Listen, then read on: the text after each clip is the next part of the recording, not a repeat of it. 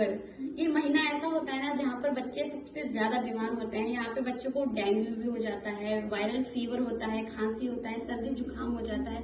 तो ऐसे में हम पेरेंट्स क्या करें कि बच्चा जो है कम बीमार पड़े। अगर बीमार हो भी जाए तो कैसे उसका ध्यान रखना है, तो आज हम लोग इसी बारे में बात करते हैं। तो वीडियो को शुरू करते हैं।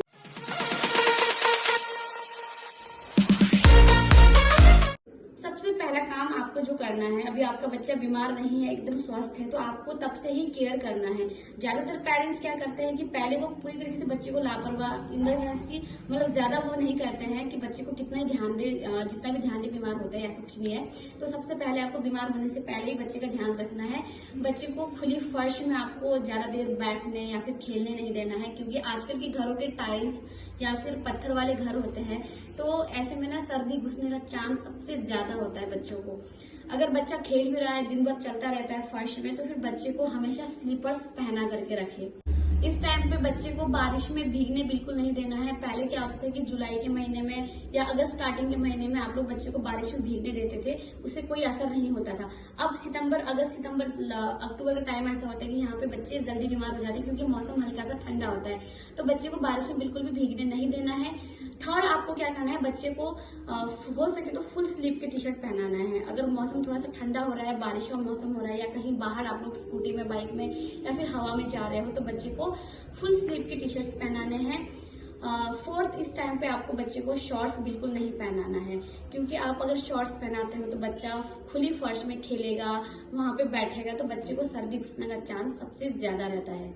अब आपको इस टाइम पे बच्चे को फ्रिज का पानी बिल्कुल भी नहीं पिलाना है, नॉर्मल पानी पिलाना है। बच्चे को दही, मट्ठा, कोई भी ठंडी चीजें आपको ज्यादा नहीं देना है।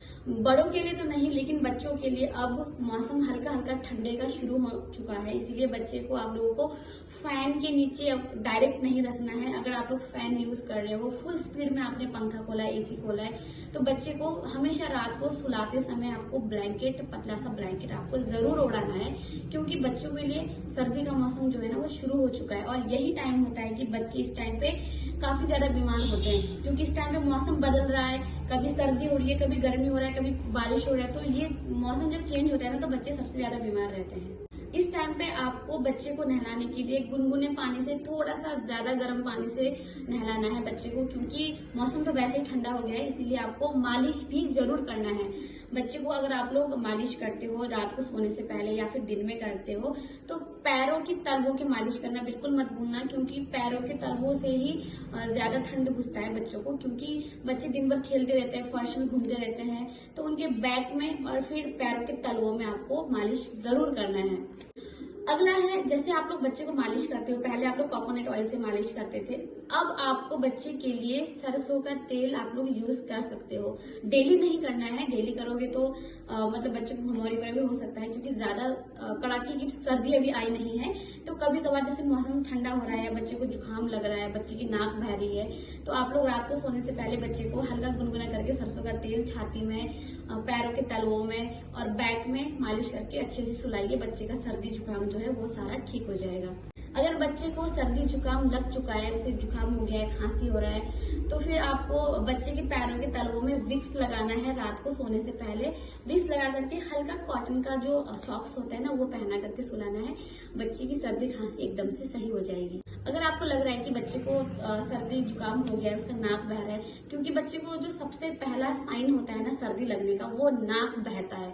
आप लोग वहीं से पता कर सकते हो कि आपके बच्चे को सर्दी लग चुकी है। जब बच्चे का नाक बहने लगे तो आप लोग क्या कर सकते हो, रात को सोने से पहले बच्चे को जायफल पत्थर में घिस करके पानी के साथ उसका पेस्ट बच्चे के चेस्ट में लगाओ, नेक में लगाओ और बच्चे को सुला दो।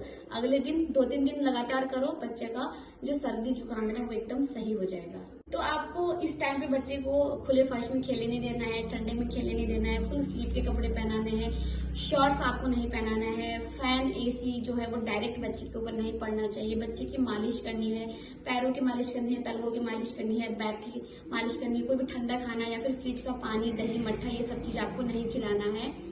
और बच्चे को ठंडे पानी से नहीं नहलाना है। कहीं बाहर ले जा रहे हो तो बच्चे को फुल स्लीव के कपड़े आपको पहनाना है। कहीं बारिश में बच्चे को भीगने नहीं देना है। तो ये सारी चीजें अगर आप लोग इन महीनों में करते हो तो आपके बच्चे को वायरल फीवर, बुखार, सर्दी, जुकाम इन सब चीजों से नहीं लड़ना पड़ेगा। तो आई होप गाइस आप लोग को वीडियो समझ में आ गया होगा। मिलते हैं नेक्स्ट वीडियो में। मैं उस वीडियो में आप लोगों को बताऊंगी कि आप लोग ऐसा कौन कौन सा घरेलू उपाय कर सकते हो जिससे कि आपका बच्चे को सर्दी जुकाम ना लगे।